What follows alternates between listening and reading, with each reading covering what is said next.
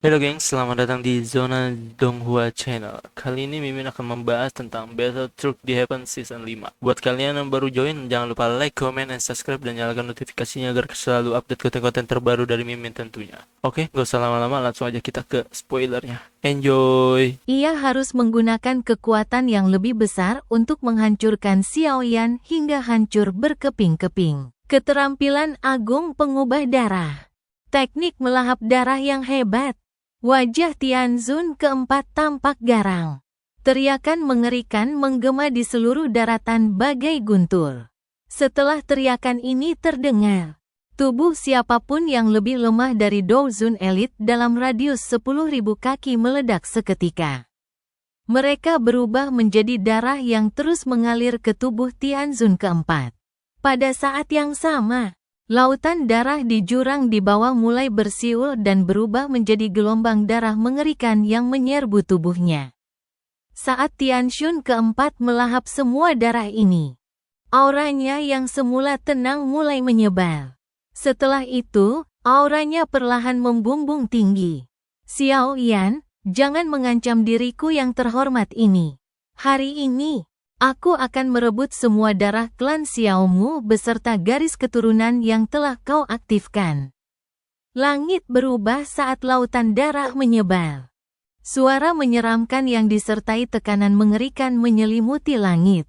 Ekspresi serius melintas di mata Xiaoyan saat ia merasakan aura Tianzun keempat yang membumbung tinggi. Orang ini memiliki kemampuan untuk membentuk nama yang begitu dahsyat bagi dirinya sendiri di dataran tengah. Aura Tianzun keempat saat ini jelas telah melampaui seorang ahli biasa di puncak kelas Douzun. Tentu saja, ini bukan berarti Tianzun keempat telah mencapai kelas Banseng karena hal seperti itu mustahil. Mungkin hanya ada satu langkah dari puncak kelas Douzun ke kelas Banseng. Tetapi langkah ini seluas langit. Kesenjangan antara keduanya begitu mengerikan hingga sulit dijelaskan. Hal ini terlihat dari bagaimana kekuatan Yao Lao tetap berada di puncak kelas Douzun selama bertahun-tahun. Baru setelah ia meminjam kekuatan dari tubuh barunya, ia berhasil menembusnya. Sehebat apapun bakat seseorang, mencapai kelas Banseng bukanlah tugas yang mudah. Langkah singkat ini dibenci dan gagal oleh banyak individu berbakat. Mereka akan merasakan penyesalan yang tak tertandingi hingga akhir hayat mereka.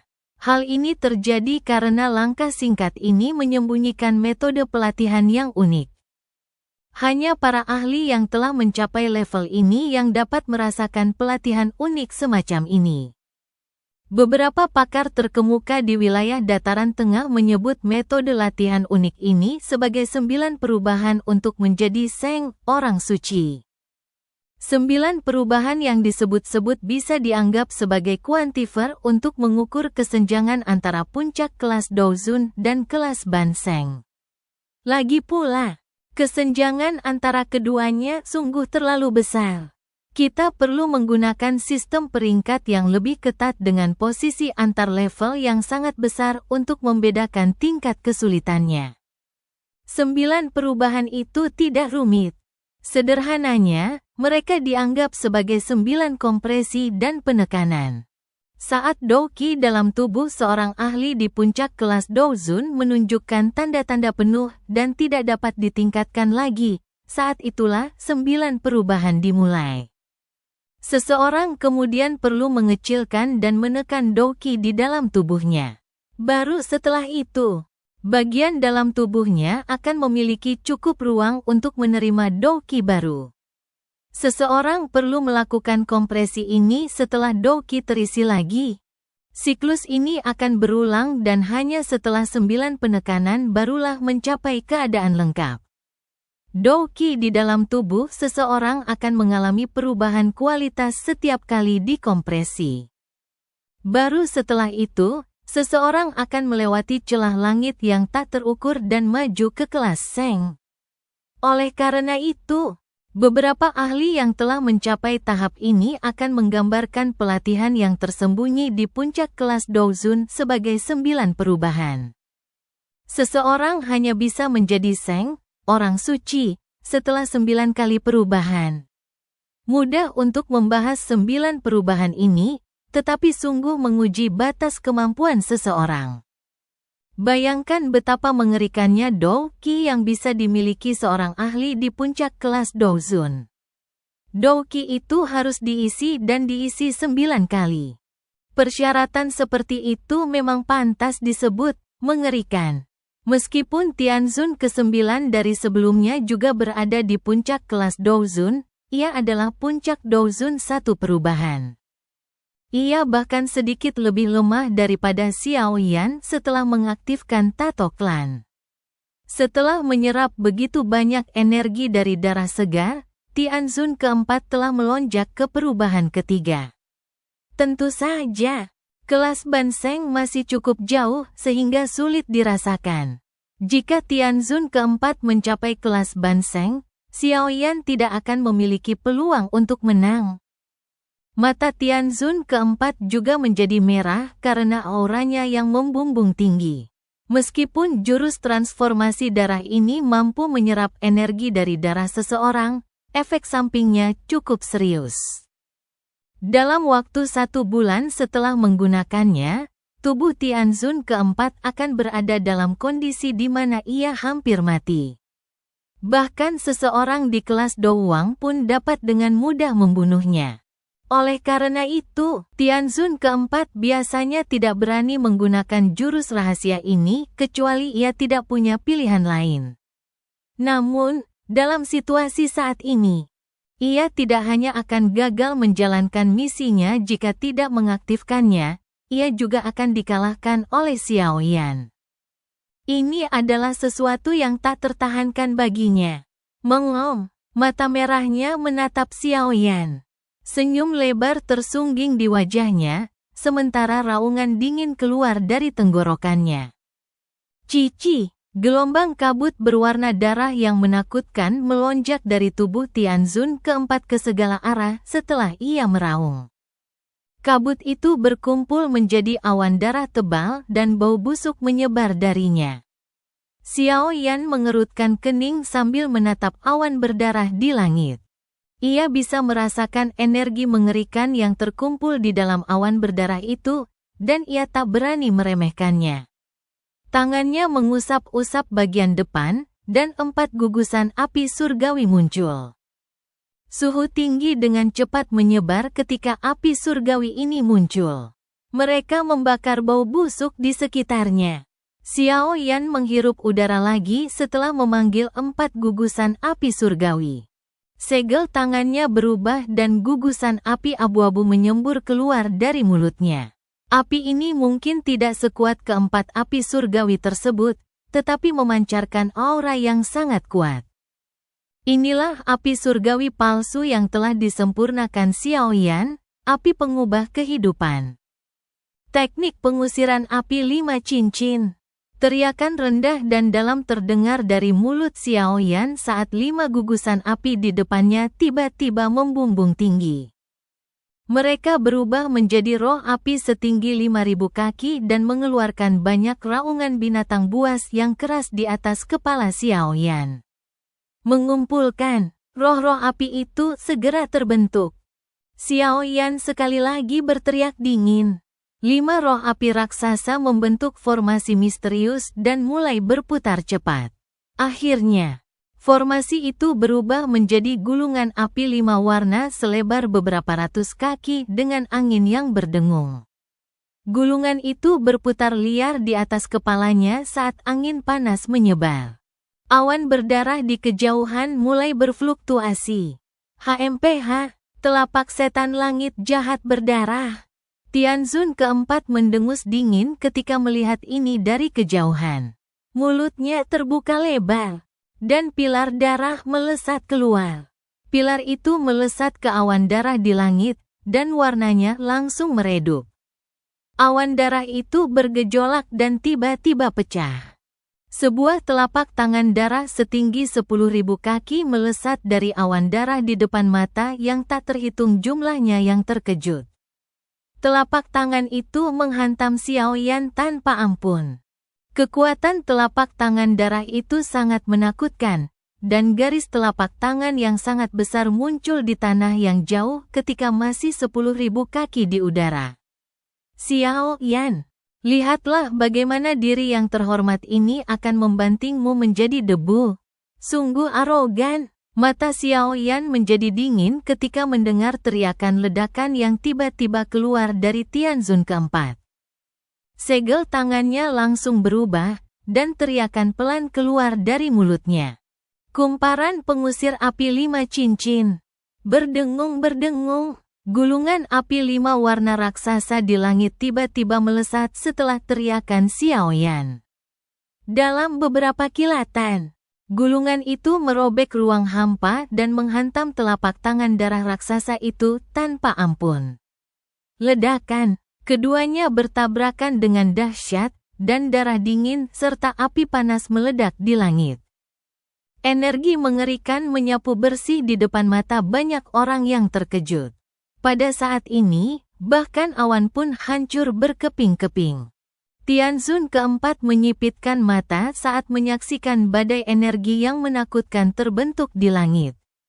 Ia baru saja mundur beberapa langkah ketika hawa dingin menjalar dari belakangnya. Ia tiba-tiba menoleh, dan wajah yang dipenuhi senyum dingin muncul di matanya. Xiao Yan, melihat Xiao Yan tiba-tiba muncul di belakangnya, Tianzun keempat tiba-tiba menyusut meskipun sikapnya. Ia tidak menyadari kapan Xiao Yan bergerak. Telapak penciptaan surga yang agung. Senyum aneh tersungging di wajah Xiao Yan saat menyadari keterkejutan Tianzun keempat.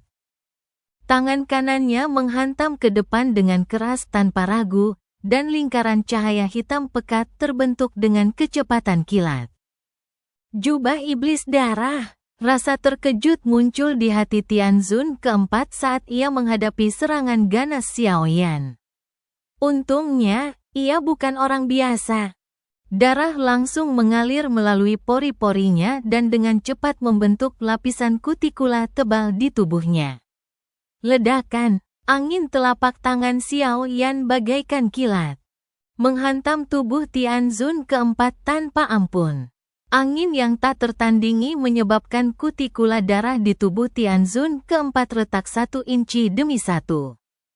Kurang ajar, meskipun ada kutikula iblis darah yang menghalangi serangan, sisa angin tetap memaksa Tianzun keempat untuk memuntahkan seteguk darah. Tubuhnya meminjam dorongan ini untuk terbang mundur dengan cepat. Mencoba untuk pergi, tubuh Tianzun keempat baru saja terbang kembali ketika senyum dingin tersungging di wajah Xiao Yan. Xiao Yan akhirnya berhasil melancarkan serangan diam-diam dengan memanfaatkan kesempatan yang diciptakan oleh kekosongan Dou Qi di dalam tubuh Tianzun keempat setelah ia menggunakan telapak setan. Langit jahat berdarah sebelumnya. Bagaimana mungkin Xiao Yan membiarkannya pergi tanpa cedera? Sayap kuno berwarna hijau merah di punggung Xiao Yan mengepak A, B, C. Tubuhnya tampak berteleportasi saat muncul di hadapan Tianzun keempat yang terbang mundur. Xiao Yan mengulurkan tangannya dan 4 gugusan api muncul. Tak lama kemudian, sebuah teratai api yang sangat indah terbentuk di telapak tangannya. Sudah berakhir. Keganasan muncul di sudut mulut Xiao Yan saat dia mengamati keterkejutan yang melonjak ke wajah Tianzun keempat. Hati Tianzun keempat sedingin es ketika melihat keganasan di wajah Xiao Yan. Ketiga jurus Dou yang dilepaskan Xiao Yan masing-masing memiliki kekuatan setingkat jurus Dou kelas Tian. Kombinasi sempurna ketiga jurus Dou itu membuatnya bahkan tak mampu melawan. Tidak heran banyak ahli dari Hall of Souls jatuh ke tangan bocah ini. Sementara Tianzun keempat merasa sangat menyesal telah menerima tugas yang mudah namun sangat berbahaya ini. Teratai api di tangan Xiao Yan telah terdorong ke depan tanpa ragu-ragu. Teratai api itu menghantam tubuh Tianzun keempat tanpa ampun. Ledakan, saat itu menghantam Tianzun keempat. Badai api yang mengerikan menyapu langit seperti kembang api perayaan di depan mata yang tak terhitung jumlahnya saat itu menghantam Tianzun keempat. Badai api yang mengerikan melesat di langit. Suhunya yang mengerikan menguapkan semua uap air di udara hampir seketika. Panas kering bergulung di udara. Beberapa individu yang lebih lemah merasakan darah di tubuh mereka mendidih. Ledakan. Suara teredam tiba-tiba terdengar dari dalam badai api. Dan sesosok tubuh yang terbungkus api melesat dari langit bagai bola meriam. Jeritan memilukan sosok itu menggema di telinga semua orang. Mendengar suara ini, sosok api itu adalah Tianzun keempat yang sombong dari aula jiwa. Saat ini, Tianzun Agung ini menunjukkan tanda-tanda akan berubah menjadi babi panggang. Ledakan. Tianzun keempat melesat dengan dahsyat ke jurang yang dipenuhi lautan darah di depan banyak pasang mata. Suhu yang mengerikan menyebar, menyebabkan lautan darah menggelembung. Akhirnya, lautan darah itu menyusut dengan cepat, kecepatan yang terlihat oleh mata telanjang. Lautan darah itu lenyap sepenuhnya dalam 10 detik. Deru angin kencang terdengar di langit saat sosok Xiaoyan muncul di atas jurang yang dalam dengan bagai hantu. Tatapannya kosong saat ia menatap ke bawah. 3 serangan sebelumnya jelas telah melukai Tianzun keempat dengan serius. Jika Tianzun keempat sedang sial, bukan tidak mungkin ia akan mati di tempat. Kita harus menyingkirkan rumput dari akarnya. Mata Xiaoyan berbinar. Tiba-tiba ia mengepalkan tangannya. Dan pilar api berwarna ungu kecoklatan dengan sedikit cahaya putih melesat dari telapak tangannya.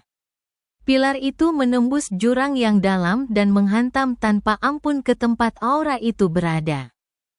Ledakan. Tanah jurang yang agak lembab terpanggang menjadi material sekeras batu dimanapun pilar api itu lewat. Pilar api tersebut menyebabkan jurang yang dalam berubah menjadi batu. Dan gelombang demi gelombang suhu tinggi terus memancar darinya. Kurang ajar. Di tepi pilar api, Tianzun keempat, yang kulitnya telah sepenuhnya menghilang dari tubuhnya dan kini berlumuran darah dan daging, membuka matanya dengan lemah. Ia menggerakkan jarinya, dan sebuah token giok muncul di telapak tangannya. Ia kemudian menghancurkannya dengan sekuat tenaga. Sebuah terowongan hitam spasial segera muncul di samping Tianzun keempat saat token giok itu pecah. Sebuah kekuatan hisap melonjak dari terowongan dan menelan tubuhnya. Seberkas cahaya melesat ke jurang yang dalam tepat saat Tianzun keempat menghilang. Setelah itu, cahaya itu muncul di tempat Tianzun keempat berdiri sebelumnya. Sosok yang muncul dari cahaya itu memandangi distorsi spasial yang tersisa, tanpa sadar mengerutkan kening, dan bergumam. Dia benar-benar cepat kabur. Xiaoyan tidak menyangka Tianzun keempat akan menanggung begitu banyak pukulan. Ia masih bisa bernapas dan hidup meskipun telah menerima begitu banyak serangan dahsyat. Namun, Xiaoyan tidak cemas meskipun gagal membunuh Tianzun keempat. Sekalipun Tianzun keempat pulih dari luka-lukanya, efek sampingnya pasti akan tetap ada. Akan sulit bagi Tianzun keempat untuk berkembang lebih jauh di masa depan. Di sisi lain, selama Xiaoyan diberi waktu untuk berlatih, akan mudah baginya untuk membunuh Tianzun keempat secara acak saat mereka bertemu lagi. Xiaoyan menghela napas pelan. Wajahnya samar-samar pucat. Kelelahan akibat terus-menerus melawan 2 Tianzun Hall of Souls dan menampilkan keterampilan Dou kelas Tian berkali-kali terasa terlalu berat baginya, meskipun ia memiliki metode Qi kelas Kuaso Tian. Jika ia terus menyia-nyiakan Dou Qi-nya, ia mungkin tak akan sanggup menahan tekanan itu. Bahaya aliansi Yan bisa dianggap terselesaikan. Xiaoyan mengepakkan sayap tulang hijau merah di punggungnya. ia terbang keluar dari jurang yang dalam dan muncul di langit dunia luar. Dengan sekali pandang, ia menyadari bahwa para ahli dari Aula Jiwa dan Sekte Singa Mendalam masih bertarung. Dengusan dingin terdengar saat ia menjentikkan 10 jarinya. 10 pilar api yang sangat panas melesat dari ujung jarinya. Pilar-pilar itu melesat melintasi langit dan menghantam beberapa ahli dengan ganas. Dor, suara rendah dan teredam muncul. Sementara jeritan tajam terdengar. Para Douzun elit biasa itu akhirnya memuntahkan darah dan mundur karena serangan acak Xiaoyan. Api surgawi yang menakutkan itu bagaikan belatung di tulang mereka saat berlama-lama di tubuh mereka. Api itu tak berguna, apapun teknik Dou yang mereka gunakan. Oleh karena itu, banyak ahli bergegas melarikan diri dengan panik, api menyelimuti pantat mereka. Beberapa ahli Aula Jiwa menyadari bahwa situasinya sudah tidak ada harapan setelah menyaksikan serangan ini. Mereka tidak berani tinggal lebih lama lagi, membentuk kabut hitam dan segera melarikan diri. Ketua Aliansi Xiao, tolong tunjukkan belas kasihan. Kita semua dipaksa melakukan ini. Beberapa ahli dan sekte yang telah diancam atau dibujuk oleh Aula Jiwa buru-buru berteriak panik. Tak satu pun dari mereka menyangka Xiao Yan akan seganas ini. Dia mengandalkan kemampuannya sendiri untuk menghabisi 2 ahli dengan kekuatan luar biasa. Karena itu, mereka tidak berani melawan. Tatapan Xiao Yan acuh tak acuh saat ia melirik orang-orang yang menyerah pada situasi. Namun, ia tidak membunuh mereka semua. Meskipun semua orang ini memalukan. Mereka memiliki reputasi di wilayah barat laut. Membunuh mereka semua tidak akan menguntungkan perkembangan aliansi Yan di masa depan. Tentu saja, ia juga tidak ingin menarik orang-orang yang tidak punya nyali. Jika mereka menyerah sekarang, mereka tentu akan berbalik melawan musuh yang kuat di masa depan. Xiao Yan merenung sejenak sebelum memerintahkan dengan suara lemah, "Jika kalian semua ingin pergi, kalian harus menukar nyawa dengan nyawa kalian. Ambil nyawa orang-orang dari Sekte Singa Mendalam sebagai ganti nyawa kalian sendiri." Para ahli dari Sekte Singa Mendalam mengalami perubahan drastis ketika mendengar perintah Xiao Yan. Di sisi lain, faksi dan ahli lainnya ragu sejenak sebelum menunjukkan keganasan di mata mereka. Mereka menoleh dan bergegas menuju para ahli dari Sekte Singa Mendalam yang telah mereka lawan sebelumnya. Sesaat kemudian, pertempuran yang kacau meletus di langit. Kali ini, Aliansi Yan menjadi pengamat pertunjukan. Orang-orang ini benar-benar tidak tahu malu. Xiao Ding tersenyum menyaksikan pertempuran sengit dan kejam yang meletus di langit. Xiao Yan benar-benar kejam. Tangan orang-orang ini akan diwarnai dengan nyawa orang-orang dari Sekte Singa Mendalam. Kedua belah pihak tentu saja akan menjadi musuh. Dan akan sulit bagi mereka untuk membentuk aliansi di masa depan. Tentu saja, kekuatan Sekte Singa Mendalam akan sangat menurun setelah dikalahkan.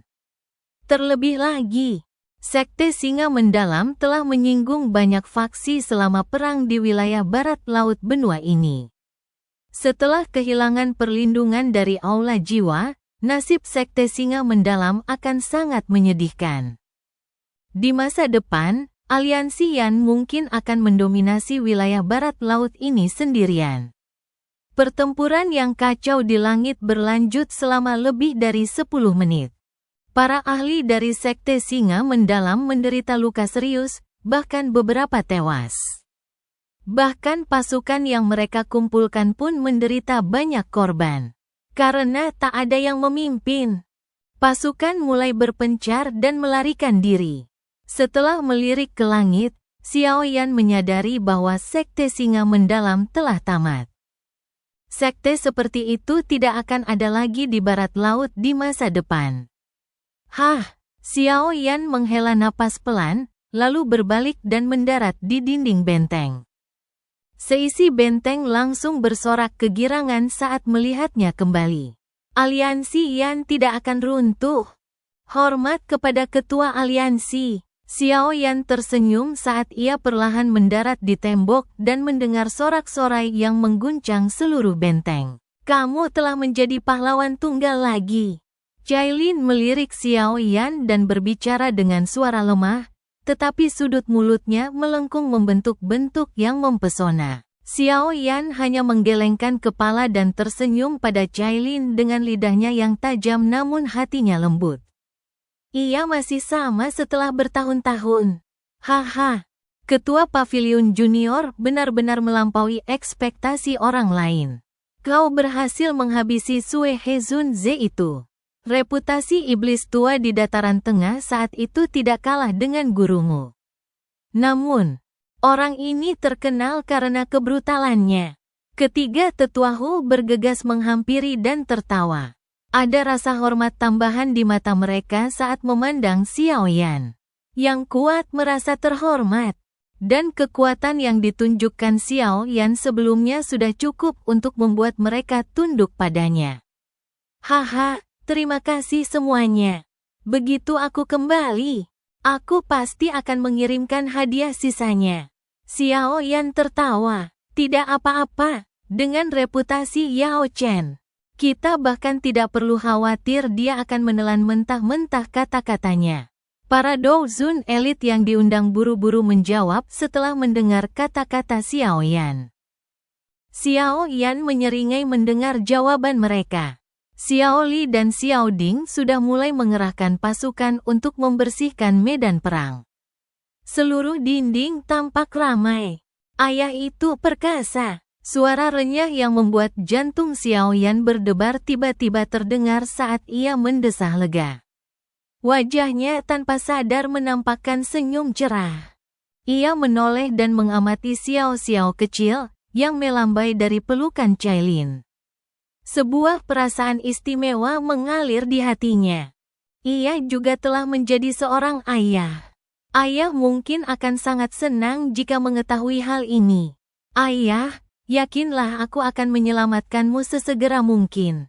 Saat itu tiba, keluarga kita akan bersatu kembali. Xiao Yan mendesah pelan dalam hati. Ia segera melangkah maju dan menarik Xiao Xiao kecil dari pelukan Cailin ke pelukannya. Ia mencium wajah mungilnya yang halus dengan kasar, dan tak kuasa menahan tawa terbahak-bahak melihat ekspresi getir Xiao Xiao. Desis-desis. Lidah Xiao Xiao tiba-tiba menjadi cerah saat Xiao Yan tertawa. Sesosok 7 warna tiba-tiba muncul. Sosok itu bertengger di atas bahu Xiao Xiao dan dengan riang menjulurkan lidah ularnya ke arah Xiao Yan. Ini adalah ular piton penelan surga 7 warna? Xiao Yan terkejut melihat sosok 7 warna ini. Ia langsung berteriak kaget. Ya. Ular piton penelan langit 7 warna ini tidak sepenuhnya dikuasai olehku. Jiwanya menggunakan tubuh Xiao Xiao untuk bereinkarnasi. Sebagai hadiah, Xiao Xiao dapat menggunakan kekuatannya. Dengan kata lain, Xiao Xiao telah memiliki kekuatan Douzong elit sejak ia lahir, jelas Cailin lembut. Oh, Xiao Yan mengangkat alisnya ketika mendengar ini. Ular piton penelan surga 7 warna adalah eksistensi puncak di antara binatang ajaib ular. Di zaman kuno, beberapa ular piton penelan surga 7 warna yang kuat dapat menantang ular langit kuno. Binatang ajaib berbentuk ular dengan garis keturunan seperti itu adalah sesuatu yang bahkan murid bunga ular hijau 3 Giok King Lin tidak dapat kendalikan. Terlebih lagi, ular piton penelan surga 7 warna pada puncaknya sebanding dengan Douseng elit. Dengan kata lain, ada kekuatan ular piton penelan surga 7 warna yang ditumpangkan pada kekuatan Xiao Xiao sendiri. Seseorang dan seekor ular bergandengan tangan. Kekuatan itu benar-benar cukup menakutkan.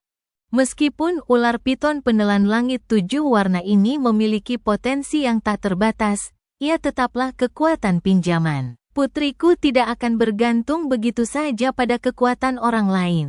Xiao Yan tersenyum, kegembiraan semakin kuat di matanya. Saat ini, kondisi fisik Xiao sedang dalam kondisi paling lunak dan paling lentur.